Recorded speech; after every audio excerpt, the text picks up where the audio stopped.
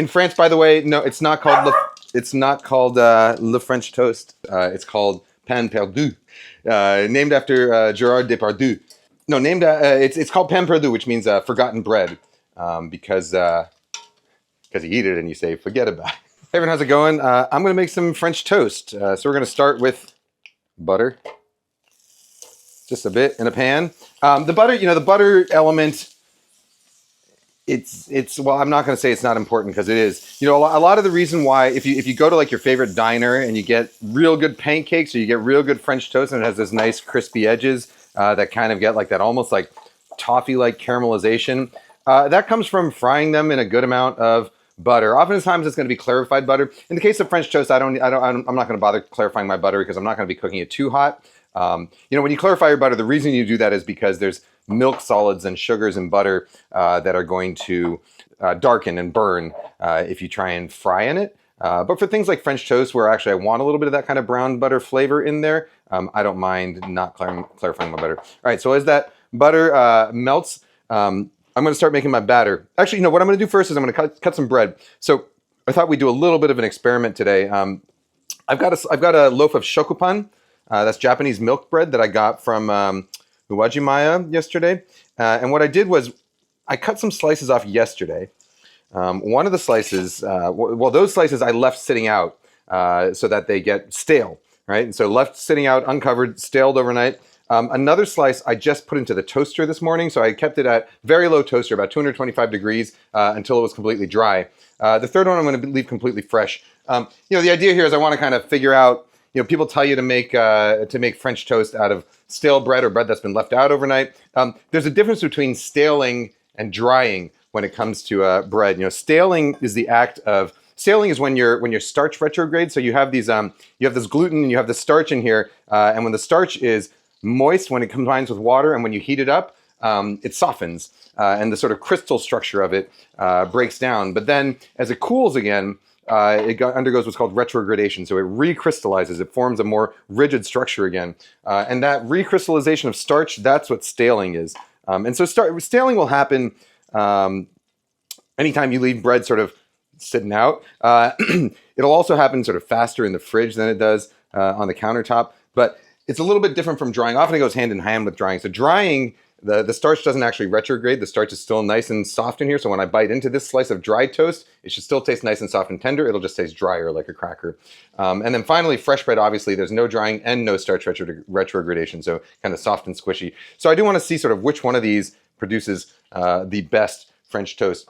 In all the years I've been developing recipes, I've never developed my own personal recipe for French toast. However, I've very closely worked with a couple of people who have. The first one was my old roommate and my good friend Yvonne Ruperti, who was a cook at Cooks Illustrated magazine now. She lived in Singapore for a while, and now she just moved to Napa and is teaching at the Culinary Institute of America there, teaching baking. But she and I lived together when she developed a French toast recipe for Cooks Illustrated. And then my good friend Daniel Gritzer, who took over my old job at Serious Eats as culinary director there, he and I worked on a French toast recipe. I think it was one of the very first recipes he did for Serious Eats. So the French toast recipe I'm using is sort of a hybrid between the two, but a little bit with a couple twists of my own that I've been doing over the years. So I use buttermilk instead of regular milk. You can use regular milk, 2% whole milk works, or buttermilk, even heavy cream will work. The results are obviously going to be a little bit different depending on what you do. I think Daniel's recipe calls for whole milk. I'm doing a cup of buttermilk here. His recipe calls for a cup of whole milk. If you do cream, it comes out just a little bit sort of richer, obviously. It can also kind of get a sort of almost kind of waxy texture to it, I find. Like it kind of coats your mouth in a kind of greasy way. A couple tablespoons of sugar in here. I'm using Yvonne's advice, doing brown sugar for a little bit more of that sort of deeper caramelized flavor. I'm going to do about a half teaspoon of pure vanilla extract. I like to go heavy on the vanilla because my kids love vanilla. And then what else am I doing? A little bit of this douce powder, poudre douce, sweet powder. This is I bought this from World Spice down in Pike Place. It's a combination of cinnamon, nutmeg, warm spices. What is in here exactly? Cinnamon, ginger, allspice. Okay, there we go. So if you don't want to buy special powder from a special spice shop, you can just do some cinnamon, some allspice, some nutmeg, or nothing at all. for a cup of liquid, we're going 3 eggs. Oh, you see that? I just did that thing which I'm not supposed to do anymore. I've learned through one of my last videos that it's better to crack the eggs on the side of the bowl because they're less likely to get eggs everywhere. They crack more easily, and then I still, just out of habit, use the counter. But yeah, they do come out a lot better when you use the edge of a bowl. All right. You know, depending on what country you are, the French toast is going to be made a little bit differently. It might have a different name. So, you know, in the UK, they call it eggy bread, and typically you would not put sugar in it. It would just be your custard would just be milk and eggs. I think that's the name that makes the most sense because it is just eggy bread. In the US, we call it French toast. In France, they just call it toast or le French toast because of the metric system. All right, some of that butter, a couple tablespoons of it, are going to go straight into my custard mixture for richness. Okay, now I'm going to get my egg dipper bowl. I like to have a bowl like this. You know, if you don't have a bowl like this, which is kind of wide enough that you can fit a slice of bread in it, and has these kind of lower sides, you can do it in like in a baking dish. That works pretty well.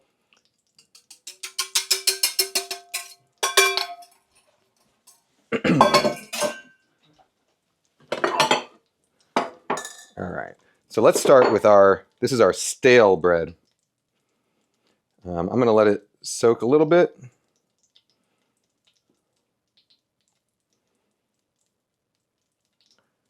I like to let my bread kind of, absorb a good amount of the custard because I think of French toast almost as like a, single serving seared bread pudding, where the custard element, I like to have a sort of nice, really tender custardy interior. So I'm gonna let this soak about that much. We'll go into the pan.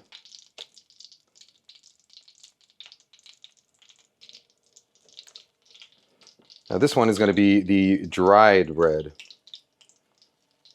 So this one, yeah, in a 225 degree oven. It was in there for about 20 minutes until it feels nice and dry. Oh, I can always see, like on this bread, when I push it down, I can see little bubbles popping up, which to me indicates that there's more custard actually being soaked into there. But we'll see how it fries up. Can we fit a third? I don't think we can fit a third in this pan. Normally, I would do this on a griddle, like a flat top on my actual burner. All right, so for the second side, I'm going to follow. This is also a technique that Daniel Gritzer has, where you take just a little bit of sugar. I'm using just white sugar, and you sprinkle it over the top. And again, like I know there's going to be people who like balk at this and be like, "You're eating breakfast for dessert. You Americans, you eat breakfast for dessert." I don't have anything to say about that. Maybe you're right. I'm gonna say, have you ever experienced the wonders of real maple syrup? Because we're gonna make this even sweeter at the end.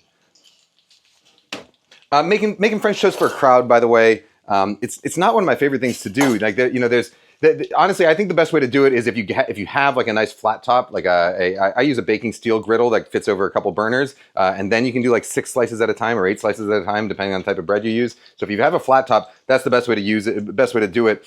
Otherwise, you kind of got to do it in batches like this, and do what I'm going to do, which is put it on a rack. I have a 225 degree. Actually, I think I have a 180 degree oven over there where I'm going to be transferring this stuff to and holding it while I make my next batch. So the idea, by the way, behind that sugar on top is that when let's check for browning here. I think it'll take another second. But when we flip it over, that sugar should form a sort of caramelized shell on the top, almost the way like a creme brulee has a little bit of has a caramel crust on it. So you get a little bit of extra texture. You get a little bit of extra sort of bitterness to counteract that extra sweetness that you're adding. Yeah, Jen. I think it comes out real good that way. In France, by the way, no, it's not called le French toast. It's not just called toast. It's called pain perdu, which means named after Gerard Depardieu.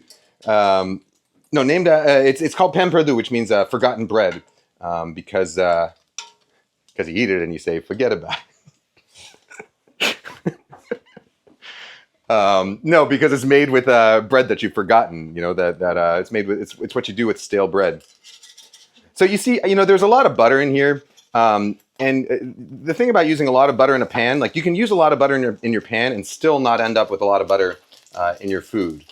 It's so when you're counting, like, if you're the type who likes to count calories and see, get your macro levels or what, I don't know, whatever people do I don't know what people do who count those things. I don't even know what a macro level is. But if you're the type of person who likes to count those things, you don't count the total amount of butter that you use in the recipe or that you see in the ingredient list because not all of that is going to get, a lot of it ends up sitting in the pan, which I say right now, but as you watch, it probably is all going to get absorbed into that French toast. And whatever butter does get left over in the pan, if you want to make up for it, you can always put like a pat of butter on the toast at the end. All right, we'll let that second side go. I'm doing this big cast iron pan. This is I think it's a vintage Weiner, or it's a Weiner or Griswold or some kind of no-name pan that I picked up. I don't know, probably some place that sold racist Civil War memorabilia, like a lot of those antique shops. There we go. A little caramelized crust action. What's up? Oh, so funny. Michael's losing his I'm pretty sure there was racist Civil War memorabilia at this shop I went to. I'm pretty sure there was. It was one of those places that looked like in the back room, there was like probably like old German World War II stuff in a hidden room in the back. Like in that scene in Falling Down, But they had nice pants. Nice pans, not nice. Maybe they had nice pants too. I don't know what's going on today. All right, let's get our last slice of toast in there. Well, this second one finishes. If we do our timing right, like by the time this one's done soaking, that one should be ready to come out, right? I guess that's assuming that fresh bread and stale bread and dry bread all take about the same amount of time to soak, or assuming that I let them all soak for the same amount of time, which is a bold assumption to make. This is very scientific. All right, let's see where you are at. Looking good.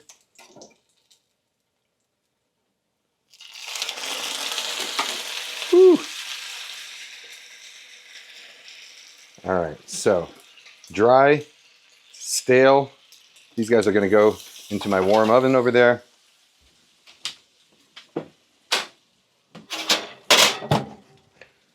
Are those comments going to get me demonetized? All right, let's do our last little bit of sugar on the top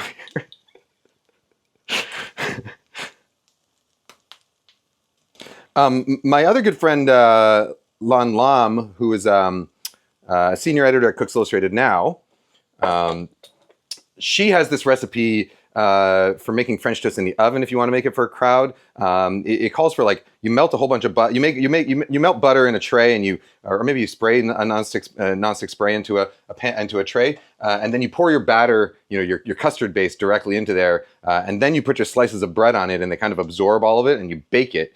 And I guess the aluminum on the bottom of the sheet tray transfers heat fast enough that you get some browning, and then you can flip it over and brown the other side. I've tried the technique. It comes out, it's a good way to make French toast for like 8 people in a pretty simple way. It takes some time. It takes probably like half an hour. Although that said, like, if you're going to be doing French toast like this and baking it, cooking it a slice or two at a time, it's probably going to take half an hour anyway to make 8 slices. But it comes out a little different from pan French toast. Like with pan French toast, I really like how the edges get a little bit dark and a little bit burnt. It's almost like pizza for me, where I want that contrast between a few little burnt spots, like a few really darkly charred, caramelized, almost burnt spots, where you get some of that bitterness, or some people would say definitely burnt. I call it artfully charred.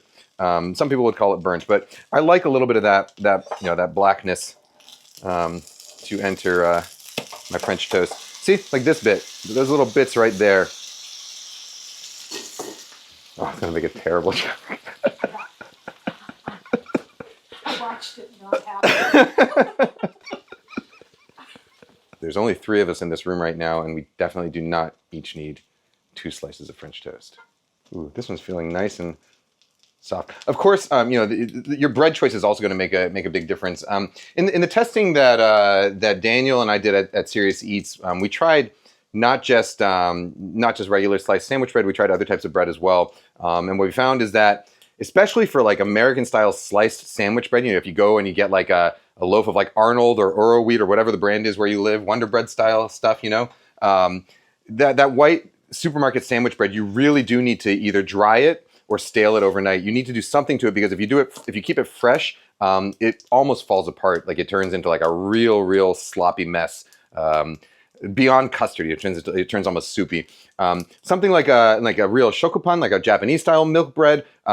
You can get away with doing it like this, and we'll see. I'll cut them up and I'll show you. You can get away with it with using fresh bread. You might prefer the texture of dried bread or stale bread, but you can get away with fresh bread. Something like a loaf of sourdough, or like a real hearty homemade loaf. You are going to actually want to probably not dry it out too much and keep it nice and fresh, because those types of bread, once they get too dry, they don't absorb the custard very well, and they actually end up kind of remaining a little bit too tough. All right, so we got stale, dry, and fresh. I'm going to put some maple syrup on them. I'm going to piss off the people from the We Want Plates subreddit. You know what? Let me cut into them first so that we can see what the texture inside looks like before I add some syrup to them. I'm going to cut them into triangles because triangles taste better. That's stale, dry, and fresh. All right. So our stale bread here is our dry bread here, and our fresh bread over here. I don't know how much of a difference you can see visually. Let me try taking a bite out of them, and I'll tell you.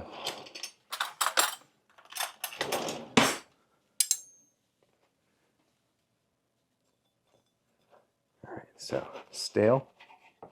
Oh, this should be a blind taste test, so I'll close my eyes. That's good French toast.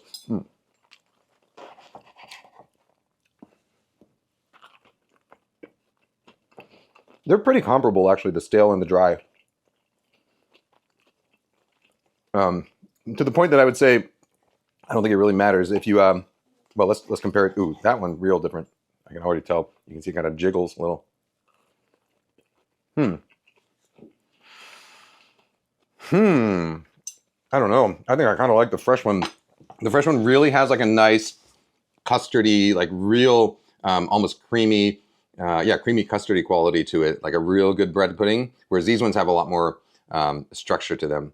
I think what we might have to do now is let's stack them all together and then take a bite of all of them together and see what happens. Huh?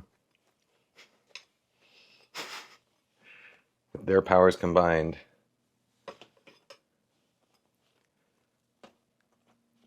Does Captain Planet? You think Captain Planet uses the metric system?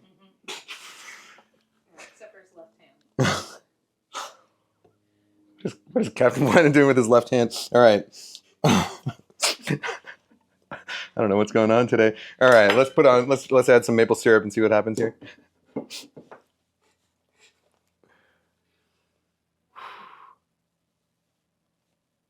Captain Planet probably likes maple syrup. Earth, wind, fire, heart, maple. Let's cut him off. Sorry if the camera's shaking. Michael's breaking down here. All right. I don't really know what I'm testing with this, other than like testing whether I can fit it all in my mouth. Which I can.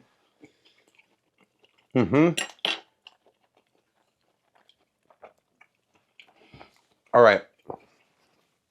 That's some real good French toast. The little experiment we did today was whether it's better to stale your bread, that is leave it out overnight, dry it in the oven, which I put it in a 200-degree oven or 225-degree oven for about 20 minutes or so, or just cook it fresh. At least with this style of bread, this really nice shokupan, like a nice sort of soft but structurally, what is it? What's the word I'm looking for?